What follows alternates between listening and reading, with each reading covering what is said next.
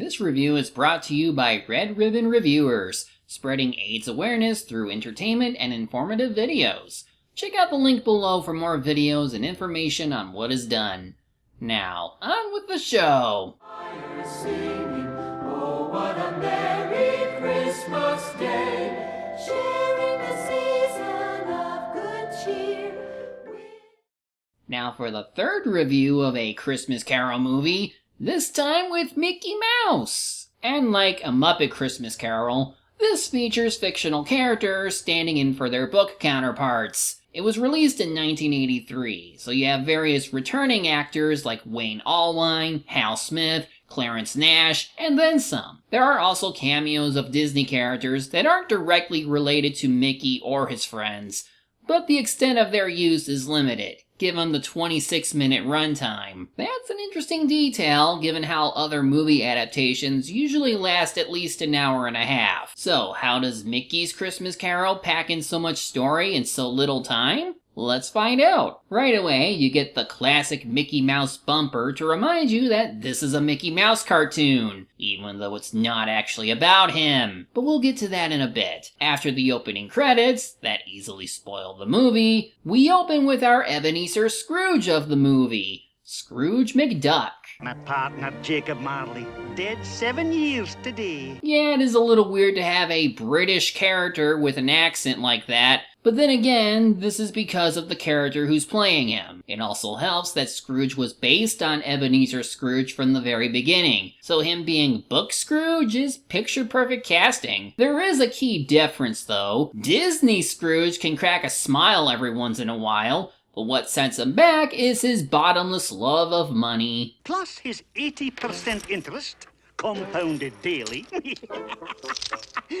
Money, money, money. It is a Disney adaptation, so not everything from the book is going to make it here. But despite this change, this version of Scrooge resembles enough to his book counterpart. As proof of that resemblance, we see him be a dick to his employee, Bob Cratchit, played by Mickey Mouse, of course. He's forced to work some long hours, which also includes... Gave you that raise 3 years ago. Yes, sir, when I started doing your laundry. Yeah, this is totally in line with what a Scrooge character would do, and Mickey as Bob makes perfect sense. Another good fit would be Donald Duck as Fred, given that he has a blood tie to the main character. I'll tell you what Christmas is. It's just another work day, and any jackanapes who thinks else should be boiled in his own pudding. Christmas is a time for giving, a time to be with one's family. I say bah, humbug. I don't care. I say Merry Christmas. Merry Christmas! That said, we miss out on some important quotes in this part of the story. But because this version of A Christmas Carol is different, it won't end up mattering. The key takeaway here is that new Fred isn't a very important character for the story, so... Now out, out, out! We then get the two collectors asking for donations. Here, they're played by Ratty and Molly from the Wind in the Willows Disney adaptation. I don't know any other gentleman-like Disney character, so no complaints here. Their charity requests go about as well as you'd expect. I suggest you give this to the poor and be gone. At this point, the story is closely following the source material, as much as one could expect from an abridged version anyway. Scrooge dismisses Bob for the night before heading home himself, and when he's there, he encounters his old business partner Marley, played by... Hello! Oh, gosh.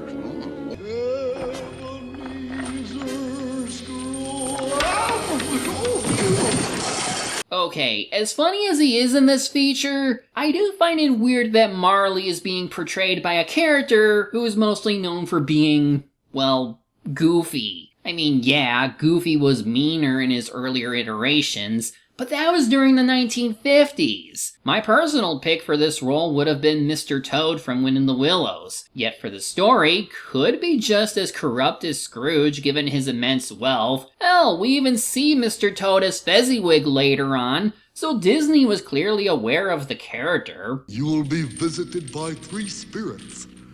Listen to them. Do what they say, or your chains will be heavier than mine. So no ghost parade outside like in the book? No? Just a falling down the stairs gag? Watch out for that first!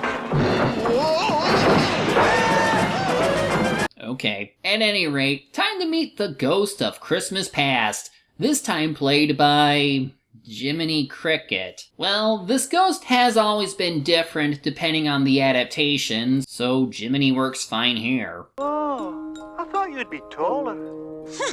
Listen, Scrooge, if men were measured by kindness, you'd be no bigger than a speck of dust. Yeah, he would. Honestly, even the lines they make up for this movie work really well. Like during the flying scene that's taking Scrooge back in time. What's wrong, Scrooge? I thought you enjoyed looking down on the world.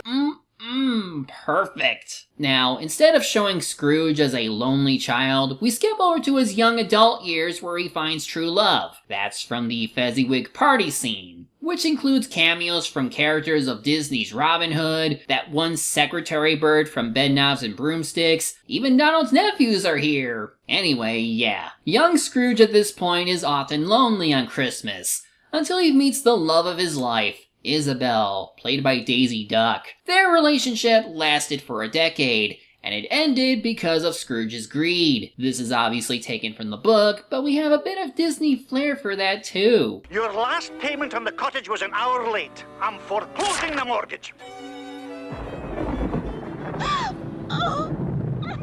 The flashback is enough to make Scrooge somewhat remorseful, so now it's time for the Ghost of Christmas Present.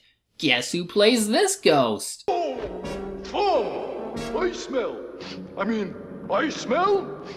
Hi, Willie! Fancy seeing you again. Don't eat me. Why would the ghost of Christmas present, that's me, want to eat a distasteful little miser like you?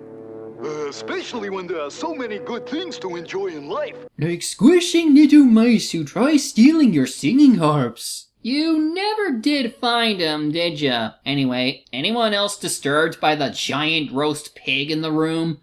In fact, every bit of meat here is from some animal, so who did he have to kill for it? Anyway, I guess we're skipping the Fred party scene for the more important moment, the Cratchit family dinner. Simplified, of course, but with one major difference. What's she cooking, a canary? Surely they have more food than that. Look on the fire.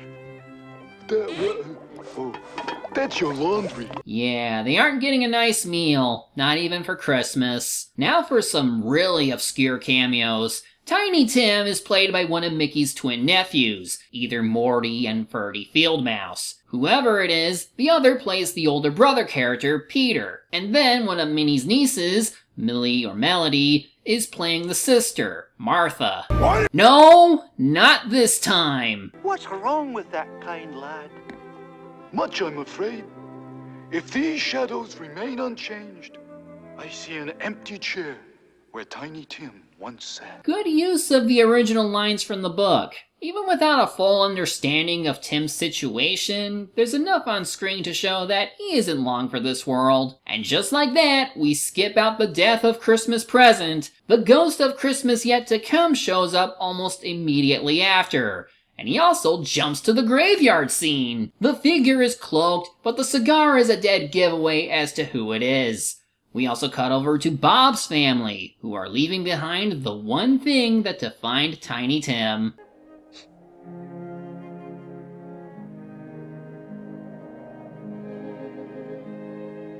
For what it's worth, this was still done pretty well. As Scrooge asks whether things can change, like in the book, we see a couple weasels digging up a grave. They don't say much, other than some possible book lines, but we know full well whose grave they're making, and what follows is probably the most intense moment in the feature. Why, yours, Ebenezer.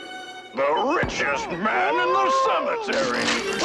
Please, no. Now, I'll be honest, while I think the Muppet version of A Christmas Carol is the best that Disney has to offer, this one is miles ahead of the Jim Carrey version. Right up to the moment Pete reveals himself, this moment just naturally builds up the suspense and intensity. Then it all breaks out as Scrooge is sent down into hell. Hands down, this is the best part of the feature. If the other ghosts weren't convincing Scrooge to change his ways before, This one certainly does.